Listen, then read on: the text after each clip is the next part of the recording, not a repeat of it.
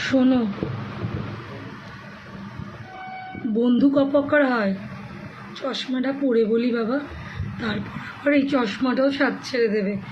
বন্ধু হয় 3 প্রকার, একটা আয়ুর্বেদিক বন্ধু, একটা অ্যালোপ্যাথিক বন্ধু, আর একটা হচ্ছে হোমিওপ্যাথিক বন্ধু। 3টে বন্ধু হয়, 3 ইডিয়েট। ওকে, প্রথমটা হচ্ছে আয়ুর্বেদিক বন্ধু, প্রচুর জ্ঞান দেয়, প্রচুর এই কারেগা সেই কারেগা টেই কারেগা সব বলে, আলটিমেটলি ফাঁকা ফানুস, চুপ করে উড়ে যায়।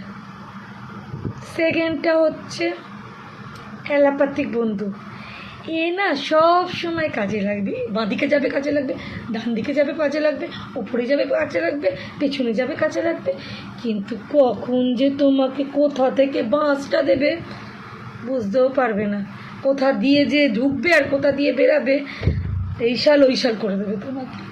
আর তৃতীয় নম্বরটি হচ্ছে কি, হোমিওপ্যাথিক। শুনেই না কেমন যেন ভাতের ফ্যানের মতন মনে হচ্ছে, কোনোই কাজে লাগে না, শুধু নামেই বলে এই কারেগা তেই কারেগা ওই কারেগা সেই কারেগা, কিন্তু কোনো কাজে লাগে না। তোমাদের লাগে না কি কাজে? আমার তো কোনো কাজে লাগে না ওই 3 নম্বর বন্ধুটি।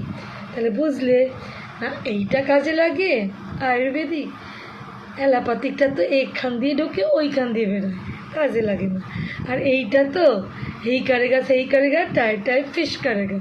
এই 3টে বন্ধু নিয়ে কিন্তু একদম চলা যাবে না। আবার মুদ্রা কথা হচ্ছে এদের ছাড়াও চলা যাবে না।